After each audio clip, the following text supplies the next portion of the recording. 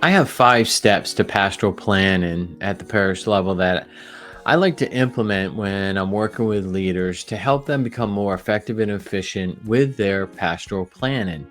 Now, this is something that I have to say is used in both small ministries as well as large leadership gatherings that I do at the parishes when I help them with their planning. And maybe you're listening to this because you want to strengthen the way in which you do pastoral planning. But I'd love to also hear what are some of the ways that you do pastoral planning? What are the successes and what are some of your challenges? And you can share those comments below so others can read it, or you can go over to our Facebook, Catholics Live in Discipleship, and share some of your thoughts there as well. So here are the 5 steps, and then I'm going to go through them real quick. And the 5 steps are to first discuss. The second is to discern. The third is decide. The fifth is implementation. And the fifth is evaluate.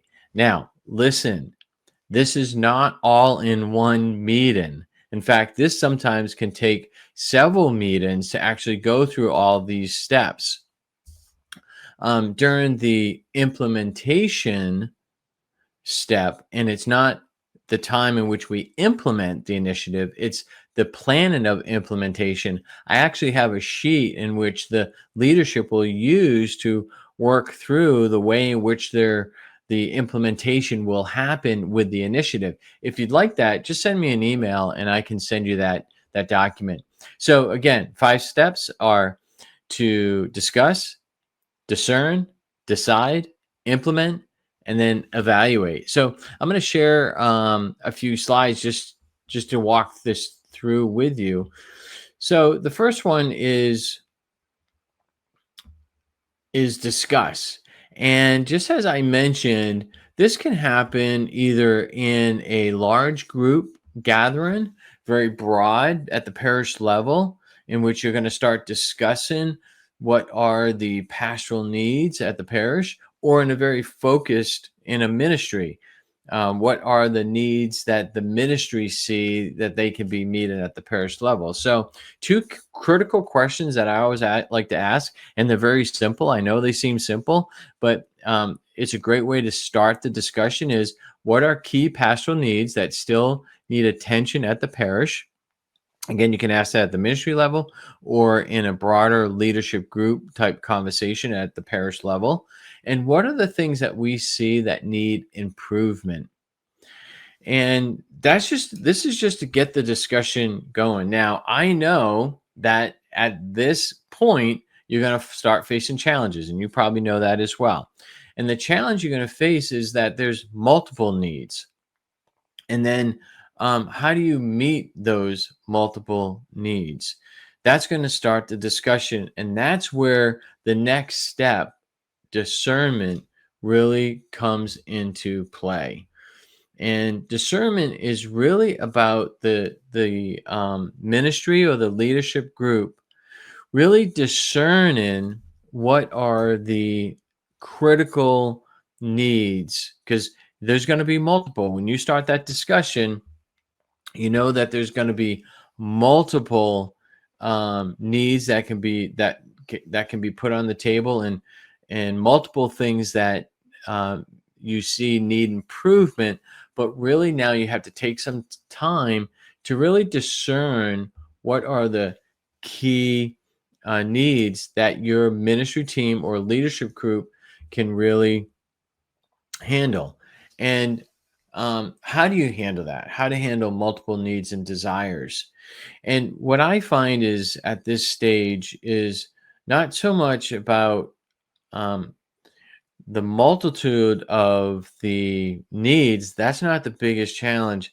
The biggest challenge I find is everybody's personality and emotions around the ideas that have come up. I think that's one of the hardest things to manage when you're helping a leadership group really decide what are some needs and initiatives to meet those needs, is everybody's emotions and their own opinions about that thing. And that's where in this process, in this step of discernment, prayer, patience, and the power of the Holy Spirit really needs to be relied on. We have to remember, right, that the mission at the parish is the mission of the Holy Spirit. So really invoking prayer, patience, and the power of the Holy Spirit to help you with this. And I believe as you do that, those priorities start to really make themselves known. And so I always like to come out of this step with 2 or 3 initiatives, and either per ministry or leadership group. And that can be different at your parish. That can be different depending on your leadership structure, how big you are or how small you are. So 2 or 3 initiatives to come out of the discernment. Now, the other things that you talked about are still important. What I like to do is I like to create a future initiatives category so that stays with the leadership group or the ministry throughout the year and through their meetings.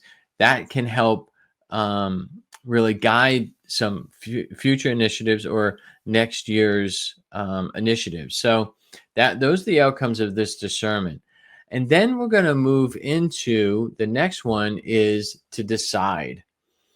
Now, this is where we come into, and again, it can take a while. That discernment process could take 2 or 3 meetings before you come to these priorities, and you come to this step of deciding what are the priorities, initiatives that you're going to be able to manage. And I always like to look at it in 6 to 12 months. Can the ministry handle 2 or 3 new initiatives, or can they only handle one? And again, it's based on your leadership team and structure. And once you've decided this, then you can start moving to planning the implementation, not implementing, right? Right now, all I'm helping leadership be focused on is planning, not implementing. We're not at that. And that's why my planning that I help leadership do at parishes always starts in April. And we go April, May, June is when planning for the next year happens. And so we move into the next step, is implementation. And really here, what you're creating is an implementation team. Not team, I'm sorry, implementation plan. And there's some key things that I think is important with planning your implementation. And I always believe that there's an initiative leader should be established for whatever initiative you're going to be planning. Because what that does is it takes away from the chairperson of the ministry or the leadership group the responsibility of making sure all these initiatives are going to happen. So if you have an initiative leader, it's their role to be working with the ministry team and creating the implementation plan, and then seeing that plan through, seeing it through, not the role of the chairperson with every initiative. So let's talk about the implementation. So create an initiative leader, and then there's key questions that I think are important to be asking in creating an implementation plan, right? And this might be a little bit different for you. You may not have thought about creating an implementation plan. You may have said, okay, we're going to run a Bible study. So let's just think of the Bible study, and then we're going to run it in January. So we'll think about how to implement it in December. No, that's not. I don't think that's good. I think it creates a lot of stress and anxiety and chaos. And there's multiple of reasons why I think it's ineffective, especially when it comes to managing your communications at your parish. In creating the communications plan right now in June, July, then the communications person at the parish can manage their communications better. So that's why communications plan is part of the implementation. You also might have to think about what kind of training do we need, and really start organizing and scheduling that training if that's going to be part of the initiative that you're going to be providing at the parish. And also, another important plan and aspect of putting together the implementation plan is accompaniment. Really thinking about in what way are we going to accompany people before, during, and after.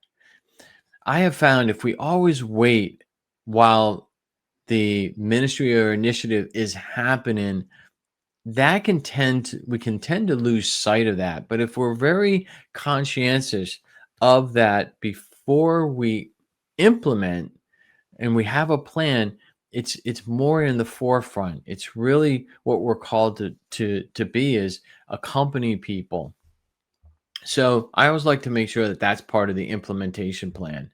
So the last one is evaluate. And I always like to talk about evaluating at 2 points. One, right after something happens. So, right after an initiative happens, the ministry team or the leadership group gets together to evaluate how did things go. Always have some type of way in which you're going to be asking the participants what did they experience? How did it impact their lives? You want always want to be asking that, and that can be part of the evaluation, listening to the way in which this did indeed impact people's lives. And then also, a, the evaluation can happen at the larger leadership planning meetings that I always encourage in June. Like, how did everything go? How did our implementing all the initiatives go? And really evaluating things at that level. And then the last thing, here's what I'd like to encourage you to think about. What are your next steps? Now that I've laid out these 5 steps for effective pastoral planning, and these are mine. This is what works for me and how I have seen helping leadership implement these, make them more effective.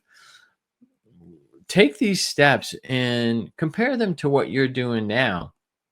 You might find that these steps, you might implement a few of them into the way in which you do. Maybe it's going to help you think about a stronger implementation plan, and really be thorough with that. But I would encourage you to just kind of compare it to what you're doing now. And I would love to hear, hey, I took some of these steps and this is how it helped me, or also share with me, hey, here are some things that work for me at my parish in doing pastoral planning, because I always love to learn from you as well. So if this has helped you out, please give it a thumbs up. Consider subscribing to the channel, and come visit us over at the Facebook page, Catholics Living Discipleship, because I'd love to hear from you as well. So thanks again, and God bless, and I look forward to hearing from you.